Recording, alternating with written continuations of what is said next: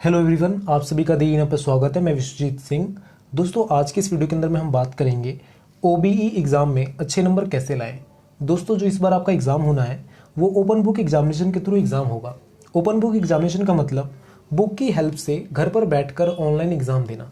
मतलब बुक की हेल्प लेनी है, नकल मारना है और एग्ज़ाम देना है।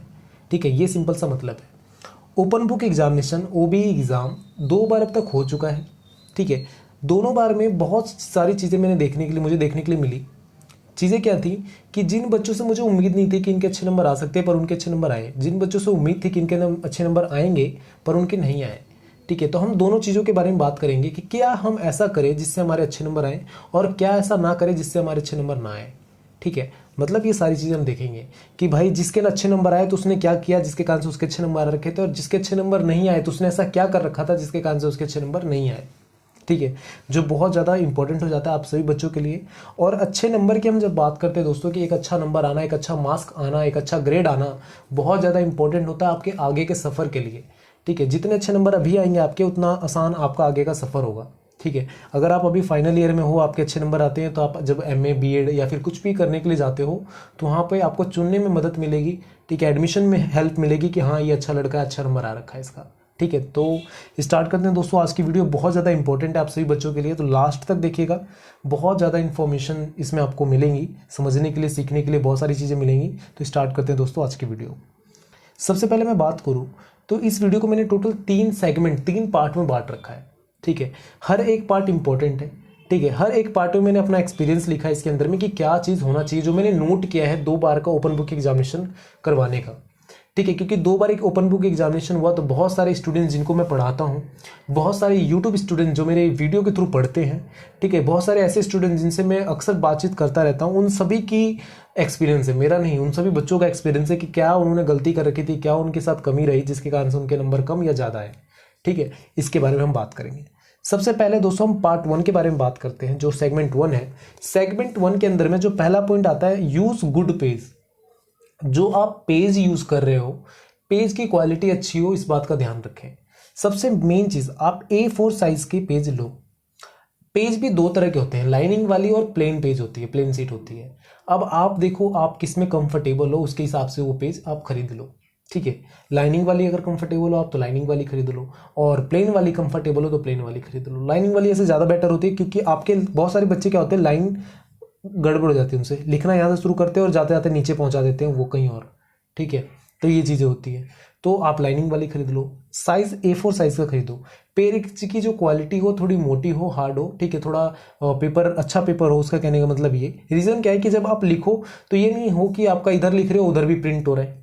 ठीक है, ये इस चीज़ का ध्यान रखें। लिखते समय जेल पेन का यूज़ ना करें, बॉल पेन का यूज़ करें, जो कि आपको बचपन से ही सिखाया जा रहा है। ठीक है, जितने भी पेपर दिए हो सब जगह आपने बॉल पेन का ही यूज़ किया होगा, हर जगह बताया जाता है, तो यहाँ पे भी बॉल पेन का यूज़ करें। अगर मान लो आपने इस साइड लिखा और सेकंड साइड पे भी शो कर रहा है तो फिर बहुत ज़्यादा दिक्कत होगा आपको आगे के लिए, मैं बताऊंगा कैसे। दूसरा पॉइंट आ जाता है good writing with the good space. बहुत सारे बच्चों का मैंने जब आंसर शीट चेक कर रहा था तो ये देखने के लिए मिला कि उनकी राइटिंग अच्छी थी, बहुत सारे बच्चों की राइटिंग बहुत अच्छी थी, पर उन्होंने स्पेस नहीं रखा था सब शब्दों के बीच में। जब आप पेपर को स्कैन करोगे अपलोड करने के लिए तो हॉच पॉच जैसा कई बार हो जाता है, पेज सही से नहीं सेट हुआ, ठीक है, या कुछ और चीज़ें हो गई। तो वो स्पेस अगर आप अच्छे से दे रखे हो तो वहाँ पे फ़ोन के अंदर में जब स्कैन करो तो PDF बन जाएगी, तो देखने में भी अच्छा लगेगा कि हाँ वर्ड समझ में आएगा कि हाँ इस बंदे ने इतना इतना लिख रखा है, अच्छा अच्छा लिख रखा है। ठीक है, जिससे उसे समझ में आएगा, चेकर जो होगा, एग्जाम चेकर होगा, जो आपका आंसर शीट चेक कर रहा होगा, उसको समझ में आएगा। ठीक है, तो जब भी आप लिखें अगर राइटिंग अच्छी है तो बहुत अच्छी बात है, नहीं अच्छी है तो स्पेस के साथ जरूर लिखें। अगर अच्छी है तो भी राइटिंग और अच्छी नहीं है तो भी स्पेस के साथ जरूर लिखें। अब स्पेस का साथ लिखने का मतलब ये नहीं है कि आप एक वर्ड यहाँ लिख रहे हो और दूसरा वर्ड आप यहाँ लिख रहे हो, ये नहीं कह रहा, कहने का मतलब मेरा। ठीक है, स्पेस मतलब ऐसा कि सामने वाले को देखने के बाद समझ में आए कि आपने क्या लिख रखा है। ठीक है, तीसरी चीज जो सबसे मेन और सबसे ज्यादा इंपॉर्टेंट चीज है, don't forget headline of every page. जैसे आपको पता होगा कि जो आपका रोल नंबर है, ठीक है, सब्जेक्ट कोड है, ये सब जितनी भी चीज़ें हैं वो आप कभी भी लिखना भूले ना। ठीक है, किसी भी पेज के ऊपर में लिखना ना भूले, पहले एग्जाम शुरू होने से पहले से ही आप लिख कर रख ले। ठीक है, 1-2 पेज पे पहले से लिख कर रख ले, ज़्यादा बेटर रहेगा। हर पेज पे पेज नंबर जरूर डालें। ठीक है, हर पेज पे नीचे में या ऊपर में कहीं पे भी जहाँ पे भी आपको लगता है स्पेस है तो वहाँ पे सिग्नेचर जरूर करें अपना। ठीक है। रोल नंबर अपना जरूर डालें, एग्जाम रोल नंबर हो गया, एसओएल रोल नंबर हो गया, एसओएल बार कोड हो गया, सब्जेक्ट कोड हो गया, ठीक है, पेपर कोड हो गया, क्वेश्चन पेपर कोड हो गया, जितनी भी चीज़ें हैं जो भी आपको पता है वो सारी चीज़ें जरूर डालें, ठीक है। क्योंकि ये सारी चीज़ें अगर मान लो कहीं पे भी किसी भी, कई बार क्या होता है, ये हम सोचते हैं कि चलो पेपर लिख लेते हैं बाद में डाल देंगे, लास्ट में भर देंगे, पर लास्ट में भरने के चक्कर में क्या होता है, टाइम खत्म हो जाता है, उसके कारण से हम डाल नहीं पाते, भूल जाते हैं या कुछ और कमियां रह जाती हैं, तो बहुत दिक्कत होता है, ठीक है। तो शुरुआत में पहले ही करके रख लें जिससे आपको आगे हेल्प मिले, ठीक है, समझ में आता है। आगे हम बात करते हैं दूसरा सेगमेंट क्या आते हैं, और ये सबसे मोस्ट इंपॉर्टेंट सेगमेंट है। अगर आप सेकंड सेगमेंट को सही से फॉलो करते हो तो आप ये मान के चलो कि आपके नंबर बहुत अच्छे बन सकते हैं। फर्स्ट और जो थर्ड सेगमेंट है वो सिर्फ एक्स्ट्रा है, ठीक है, मतलब आपको पेपर लिखने के बाद क्या करना है उसके लिए है, पेपर लिखने से पहले और पेपर लिखने के बाद क्या करना है उसके लिए है। सेकंड सेगमेंट जो है आपके पेपर के लिए है कि आप क्या करना चाहते हो, कैसे करना चाहते हो, ठीक है, उसके लिए है। सबसे पहले हम बात करते हैं सेकंड सेगमेंट, जो सबसे मोस्ट इंपॉर्टेंट है दोस्तों, एक एक पॉइंट इसके मोस्ट इंपॉर्टेंट है, सेलेक्ट गुड क्वेश्चन। सबसे पहला पॉइंट जो है सेलेक्ट गुड क्वेश्चन, एक अच्छा क्वेश्चन सेलेक्ट करो। अब अच्छा क्वेश्चन क्या, करना तो सारे हैं, अच्छा क्वेश्चन क्या होता है, ये बड़ी क्वेश्चन वाली बड़ी बात आ जाती है। अच्छा क्वेश्चन कहने का मतलब ये कि 5 क्वेश्चन दे रखा है और आपको लगता है कि जो ये वाला क्वेश्चन है, ये वाला क्वेश्चन मैं बहुत अच्छे से एक्सप्लेन कर सकता हूँ और बहुत बारीकी से बहुत अच्छे से एक्सप्लेन कर सकता हूँ, तो उस क्वेश्चन को करो।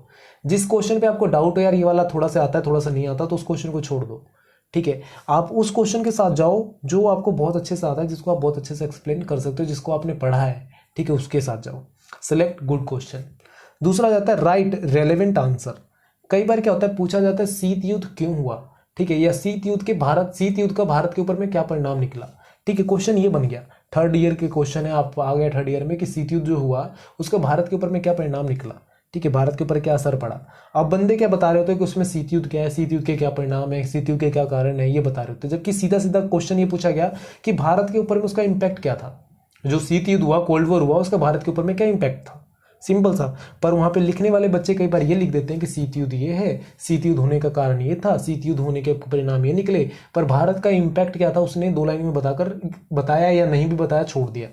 तो उसमें आप कभी भी ये उम्मीद मत करना कि आपने 10 पेज लिख कर आए हो या फिर बहुत अच्छा लिख कर आए हो, बहुत अच्छा आपने एक्सप्लेन किया है तो आपको नंबर देगा, कभी नहीं देगा, रिलेवेंट ही नहीं है उसका क्वेश्चन का आंसर।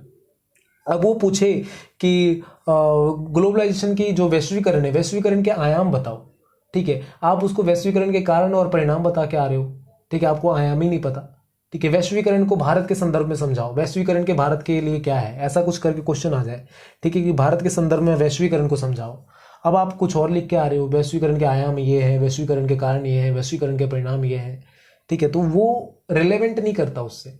तो सबसे मेन चीज, जब भी आप आंसर लिखो ये देखो कि रिलेवेंट आंसर हो, क्वेश्चन से मिलता जुलता आंसर, रिलेवेंट आंसर ही पुटअप करें।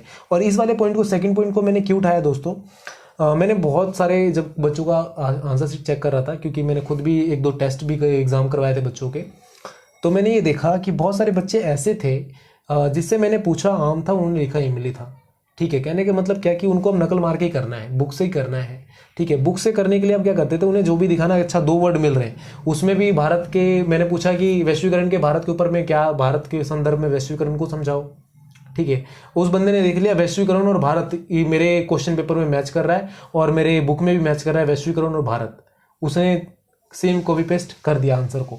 पर मैंने क्वेश्चन पूछा था वैश्वीकरण के संदर्भ में, भारत के संदर्भ में वैश्वीकरण को समझाओ, और वहां पे था वैश्वीकरण का भारत पे प्रभाव, ठीक है। उस बंदे ने देखा और लिख दिया, तो दोनों अलग अलग क्वेश्चन थे, ठीक है। तो इसके कारण से इसका बहुत ज़्यादा ध्यान रखें। सबसे मोस्ट इंपॉर्टेंट पॉइंट ये बनता है relevant answer. Try to explain brief, ठीक है, ब्रीफली एक्सप्लेन करें, बहुत ज़्यादा इंपॉर्टेंट है ये भी। अगर आप ब्रीफली एक्सप्लेन करते हो, ठीक है, डेट का यूज़ करते हो, टाइम का यूज़ करते हो, ठीक है, नाम का यूज़ करते हो, कोट करते हो, कोट मतलब किसी विचारक, ठीक है, जो राजनीतिक विज्ञान के जो स्टूडेंट्स है, पॉलिटिकल साइंस के स्टूडेंट है, अगर किसी विचारक का कोट करते हैं कि भैया इस वाले विचारक ने ये कहा, ठीक है, डेविड ह्यूम ने ये कहा, ठीक है, इस तरह से आप अगर कोट करोगे ना तो वो बहुत ज़्यादा मतलब अट्रैक्टिव लगता है, टीचर को लगता है ना, जो चेक कर रहा होता है टीचर को लगता है कि भाई बच्चे ने पढ़कर आया है, ठीक है। आप अब ये कोट कैसे कर सकते हो, नकल मार के तो कर रहे हो ना, ठीक है। वो इसके बाद में एक जो मेन चीज़ है, मैं इन सारे पॉइंट को बताने के बाद एक पॉइंट जो बताऊंगा आपका, नकल मार के जब हम करते हैं तो उसका क्या, उसके कारण से कैसे नंबर हमारा कम आ जाता है, उसके बारे में बात करेंगे, ठीक है। देखो, ट्राई टू मेक पॉइंट्स, आपने एक्सप्लेन कर दिया, रेलेवेंट आंसर भी लिखा, अब आप जैसे बुक में से आंसर ले रहे हो ना, तो बुक में क्या होगा, एक पैरा में आंसर मिलेगा। आप जैसे अब नकल ही मार रहे हो तो नकल में क्या होगा, पैरा में मिलेगा, या किंग चैंपियन यूज करो या किंग गाइड यूज करो, कुछ भी यूज कर लो, ठीक है। उसमें क्या मिलेगा आपको, ज्यादातर क्वेश्चन आपको पैरा में मिलेंगे, पैराग्राफ में मिलेंगे। तो आप कोशिश करो कि उसको पॉइंट्स में बदलो और पॉइंट्स में लिखो। अगर पॉइंट्स में लिखोगे तब आपको अच्छे नंबर मिलेंगे, ठीक है। पॉइंट्स में अगर आप किसी चीज़ों को एक्सप्लेन करते हो तो आपको समझ में आता है टीचर को भी कि हाँ ये पहला पॉइंट्स है और ये इजी है, इसको समझना आसान है, ये करेगा। टीचर थोड़ा ना 10 पेज आपने लिखा तो 10 पेज एकदम एक एक पढ़ेगा, वो पॉइंट्स को देखता है, पॉइंट्स पे नंबर देता है।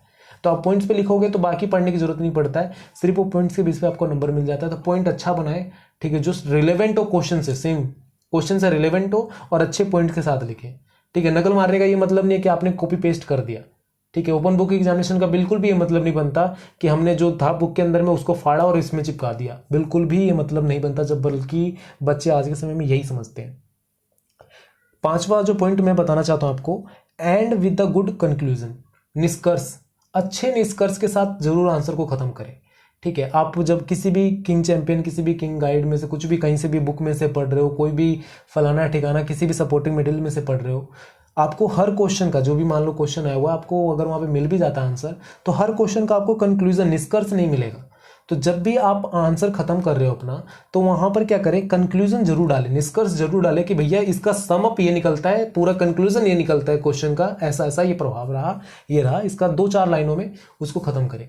कंक्लूजन डालने से क्या होता है कि एक अच्छा इंपैक्ट पड़ता है टीचर के ऊपर में, ठीक है। बच्चों का इंप्रेशन अच्छा जमता है कि भैया बच्चे ने पढ़ कर आया था, बच्चे ने बताया है, एक्सप्लेन किया है, कंक्लूजन दिया है कि इसका ये निकलता है। टीचर नॉर्मली जब मैं चेक कर रहा हूँ, मैं अब अपना बताता हूँ, जब मैं चेक कर रहा हूँ किसी भी आंसर को, तो सबसे पहले तो मैं डेफिनेशन पढ़ता हूँ कि बच्चे ने डेफिनेशन, किसी भी क्वेश्चन का डेफिनेशन किस तरह से एक्सप्लेन किया है, स्टार्टिंग क्या है, हेडलाइन क्या है, उसने मतलब शुरुआत किस तरह से दिया है उसने।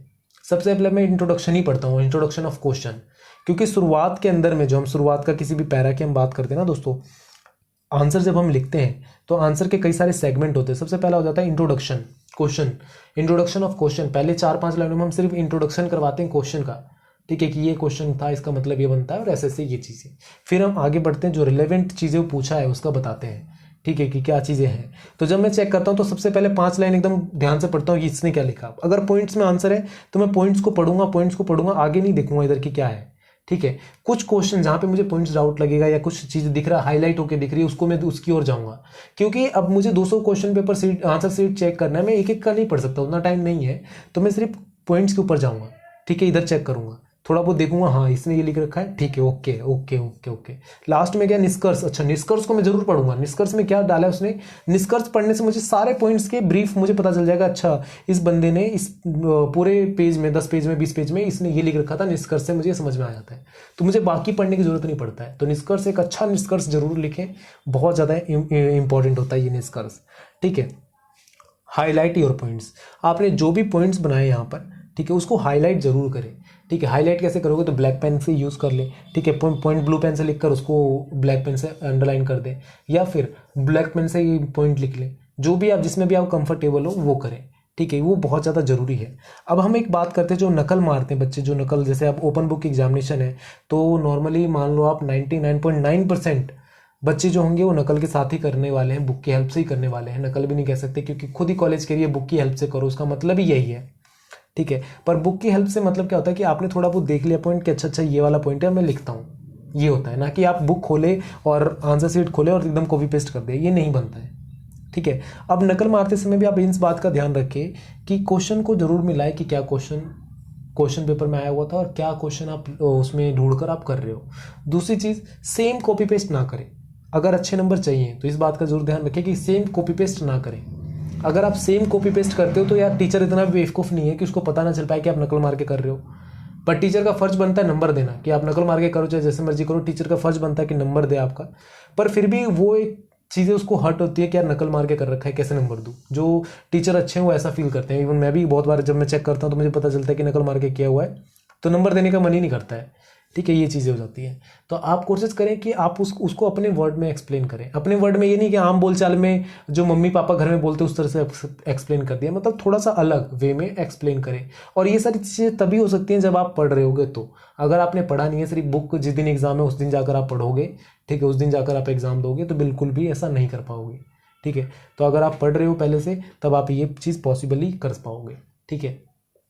और जितना कोई भी क्वेश्चन है जितने भी नंबर का है उसको उस तरह से एक्सप्लेन करे कि बोरिंग ना लगे, ठीक है, इस तरह से एक्सप्लेन करे कि ज़्यादा ना लगे, ठीक है, ओवर ना हो जाए, ठीक है, ओवर एक्टिंग मत करना क्वेश्चन के साथ। ओवर एक्टिंग मतलब क्या कि लिखना था 4 वर्ड, आपने लिख दिया 50 वर्ड, वो बिल्कुल भी गलत हो जाएगा। तो पूरा देख कर सही से समझ कर ही लिखें, ठीक है, अपना पॉइंट ज़रूर बनाएं, ठीक है, जितने भी मैंने बताया हाईलाइट जरूर करें पॉइंट्स को, कंक्लूजन जरूर दें, ठीक है, एक्सप्लेन करें और रिलेवेंट आंसर लिखें। और कॉपी पेस्ट कर रहे हो तो सेम डिट्टो कॉपी पेस्ट ना करें, ठीक है, क्योंकि टीचर को सब कुछ पता है, जो चेक करने वाले प्रोफेसर है ना उनको सब कुछ पता है कि आपने बेटे कहाँ से आंसर उठाया, पेज नंबर बता देंगे वो कि इस पेज नंबर पे ये आंसर लिखा हुआ था, आपने यहाँ से उठा लिया, ठीक है। तो थोड़ा सा समझदारी से, आप जितना समझदार अपने आप को समझते हो उनसे ज़्यादा समझदार वहाँ पे बैठे हैं टीचर्स, तो इस बात का भी ध्यान रखें। तीसरा पॉइंट जो हैगा ये आपका आंसर लिखने के बाद का ये सारा प्रोसेस आ जाता है। तीसरा सेगमेंट जो हम थर्ड पार्ट कह रहे हैं, तीसरा सेगमेंट आंसर लिखने के बाद का काम है। सबसे पहले आप जब आपका आंसर लिख जाता है, जैसे टोटल आपके पास 4 घंटे का टाइम है, तो ओपन बुक एग्जामिनेशन के लिए टोटल 4 घंटे का टाइम है, जिसमें से 3 घंटा टाइम आपको लिखने का है और 1 घंटा अपलोड और डाउनलोड के लिए है। क्वेश्चन पेपर को डाउनलोड करने के लिए और आंसर शीट को अपलोड करने के लिए 1 घंटे का टाइम दिया गया है। तो हम लास्ट वाला जो काम है हमारा अपलोड करने का, उसके बारे में बात करेंगे, क्योंकि बहुत सारे बच्चों की गलती अपलोडिंग के कारण से, गलत अपलोडिंग के कारण से उनके नंबर अच्छे नहीं आए या फिर उनके रिजल्ट में किसी कारण से देरी हुई। तो बहुत सारे बच्चों की गलती क्या थी, उन्होंने अपलोड सही से नहीं किया, ये भी एक सबसे बड़ा कारण माना गया, ठीक है। अब देखो सबसे पहले क्या करना है, check your answer sheet before uploading. सबसे पहले आंसर शीट को चेक करो ध्यान से, भैया कुछ छूट तो नहीं गया, अपलोडिंग करने से पहले सबसे पहले चेक करो, सबसे मोस्ट इंपॉर्टेंट ये है। Check your PDF after making. अगर मान लो आपको पीडीएफ बनाकर अपलोड करना है, तो पीडीएफ बनाते समय सबसे पहले पीडीएफ बन गया तो सबसे पहले चेक करें कि एक पेज सही से बनाया कि नहीं बनाया, क्योंकि बहुत बार क्या होता है टाइम कम है, पीडीएफ बना रहे 10 पेज लिखा हुआ है, 20 पेज लिखा हुआ है आंसर, 20 पेज में कई बार होता है पेज ऊपर नीचे लग गया, ठीक है, पीडीएफ में ही पेज टेढ़ा मेढ़ा लग गया, तो उस बात का ध्यान रखें। पेज पीडीएफ में कई बार क्या होता है कि गलती से ऊपर नीचे लिंक वाइज हो जाता है, ठीक है, और कोई पेज आपसे छूट गया तो पेज नंबर जरूर लिखे कि पीडीएफ में पता चले कि भैया ये पेज नंबर के बाद ये वाला पेज नंबर था, और पेज नंबर वाइज ही आप उसको स्कैन करें, ठीक है, समझ में आता है। Give the name of the PDF. जो पीडीएफ आपने बनाया उसको नाम जरूर दें, हिंदी का है तो हिंदी लिखें, ठीक है, इंग्लिश का है तो इंग्लिश लिखें, और एक बार में एक ही पीडीएफ बनाएं और दूसरा वाला पीडीएफ को अलग जगह सेव करें। मान लो आपने हिंदी का दे दिया एग्जाम, उसके बाद आपका पॉलिटिकल का है, तो हिंदी वाले को पीडीएफ को अलग जगह ले जाकर सेव कर दें, पॉलिटिकल वाला दूसरी जगह सेव करें। ये ना हो कि एक ही जगह हौच पौच कर दें, फिर उसके बाद क्या हो कि दिक्कत हो। कई बार बहुत सारे बच्चों ने गलती ये कर रखी थी कि हिस्ट्री का एग्जाम था, वहाँ पे हिंदी का पेपर अपलोड कर दिया गलती से, ठीक है, उनको क्या दिखा H for history H for Hindi, वो जल्दीबाजी में रख दिया, टिक क्लिक कर दिया और टच फोन क्लिक हुआ, वहाँ पर अपलोड हो गया, दोबारा कोई कैंसिल करने जैसा कोई ऑप्शन बचता नहीं है, ठीक है, फिर आप ढूंढते रह जाओ क्या करना है। Upload before the time. कभी भी ये ना सोचें कि भैया मेरे पास तो 15 मिनट बाकी है, 15 मिनट अपलोड करने का, मैं और लिखूंगा थोड़ा सा फिर अपलोड करूंगा, 5 मिनट में तो अपलोड हो जाना है। ऐसा बिल्कुल भी नहीं होगा, क्योंकि जब लास्ट टाइम बचेगा ना आपके पास तो क्रश इतना ज़्यादा बढ़ जाएगा, साइट के ऊपर में इतना ज़्यादा भीड़ हो जाएगी कि आपको अपलोड करने में दिक्कत आएगी। तो सबसे पहले टाइम का यूज़ सही से करें, ठीक है, और अपलोड टाइम से पहले करें, सबसे मेन चीज़। और you must have idea about uploading source. आपको सबसे पहले ये सबसे ज़्यादा जरूरी, जितना भी है ना, आप आंसर लिखो ना लिखो, अपलोड करो ना करो, पर आपको सबसे ज़्यादा मेन चीज़ क्या है कि आपके पास आइडिया हो, आपको पता हो, नॉलेज हो कि अपलोडिंग सोर्स क्या क्या है।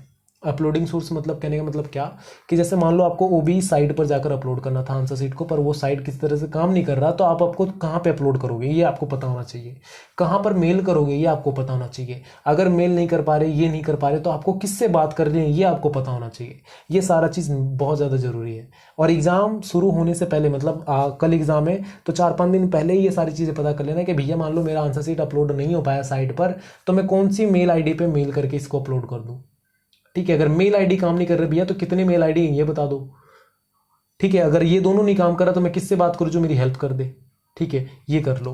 ये सारी चीज़ें भी ध्यान रखना आप, ठीक है, तभी अच्छे नंबर आ सकते हैं। और OBE जो एग्ज़ाम है बहुत अच्छा मौका है आप सभी बच्चों के लिए कि अच्छे नंबर ला सको।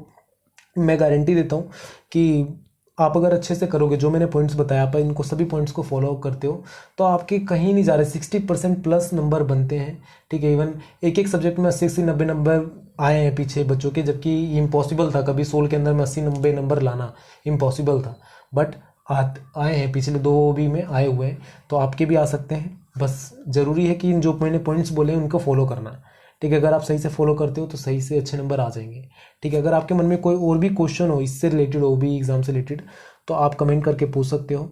आप सभी बच्चों से एक रिक्वेस्ट है, मेन रिक्वेस्ट है कि जो भी, जैसे आप फर्स्ट ईयर में हो, सेकेंड ईयर में हो, थर्ड ईयर में हो, उससे मुझे मतलब नहीं है, तो आप हमारे सोशल मीडिया प्लेटफॉर्म को ज्वाइन कर सकते हो, हमारे यूट्यूब चैनल को सब्सक्राइब कर सकते हो। 1 सेकंड भी नहीं लगता यार, सब्सक्राइब कर लोगे, हमें मोटिवेशन मिलती है और हम आगे हेल्प करने के लिए, जो भी आपसे रिलेटेड हेल्प मिलेगी, आपको ज़रूरत पड़ेगी, उसके लिए हम रेडी रहते हैं कि चलो आपको हेल्प करेंगे। और आप अगर मान लो अभी फाइनल ईयर में हो, आप हमारे ग्रुप को ज्वाइन करते हो, टेलीग्राम ग्रुप को ज्वाइन करते हो, व्हाट्सएप ग्रुप को ज्वाइन करते हो, तो वहाँ पे फ़ायदा क्या आपका कि आपके सेम एज ग्रुप के या फिर सेम क्लासमेट के बच्चे बहुत सारे मिल जाएंगे जो आपकी हेल्प करेंगे एग्ज़ाम में। ठीक है, उनको, उनके पास अगर कोई नोट्स है, कोई इन्फॉर्मेशन है, तो आपके साथ शेयर करेंगे, जिससे आपका ही फ़ायदा होगा, उनका ही फ़ायदा होगा। अगर आपके पास कुछ इन्फॉर्मेशन है, आप उन्हें बता पाओगे। ठीक है, तो अगर आपको व्हाट्सएप ग्रुप से जुड़ना हो तो कमेंट कीजिएगा, मैं आपको व्हाट्सएप ग्रुप का लिंक दे दूंगा। टेलीग्राम का ग्रुप दी इनअप के नाम से टेलीग्राम का ग्रुप हैगा, उसको ज्वाइन कीजिए। वहाँ पे बहुत सारे नोट्स पहले से ही पड़े हुए हैं, अलग अलग ईयर के, अलग अलग सेमेस्टर के, अलग अलग टीचर्स के हैंगे नोट्स। ठीक है, तो आपको वहाँ से वो मिल जाएगा। ठीक है, ये चीज़ हो गई। और तीसरी चीज़, हमारे YouTube चैनल को जरूर सब्सक्राइब कर ले दोस्तों, क्योंकि 1 सेकंड भी नहीं लगता, और एक सब्सक्राइब करने से आपके, जब हमें दिखता है कि हाँ एक बच्चा है जो हमसे जुड़ा है, एक नया स्टूडेंट हमसे जुड़ा है, तो हम उसके लिए वर्क करते हैं और मेहनत करते हैं कि और अच्छे से हम अपने आप को इम्प्रूव करें, अच्छी क्वालिटी से हम उसको बताएं, अपनी चीज़ों को समझाएं। ठीक है, तो ये सारी चीज़ें होती हैं दोस्तों। तो प्लीज़ सब्सक्राइब जरूर करें और अपने दोस्तों तक जरूर इस मैसेज को पहुँचाएं। ठीक है, कि वो भी किस तरह से अच्छे नंबर ला सकते हैं ओपन बुक एग्जामिनेशन में। और बहुत इजी है नंबर लाना ओपन बुक एग्जामिनेशन में। अगर आपका फिजिकल मोड से होता तो मैं ये भी नहीं कह पाता आपको कि 40% नंबर भी इजी है, बट ओपन बुक एग्जामिनेशन में 70 नंबर कहीं नहीं जाता, इजी आ सकते हैं 60-70% नंबर। ठीक है, 70-70 नंबर आराम से बनते हैं। तो go and work for that. And please दोस्तों, घर पे रहें, सेफ रहें, सुरक्षित रहें, अपना ध्यान रखें। Bye bye, take care, all the best.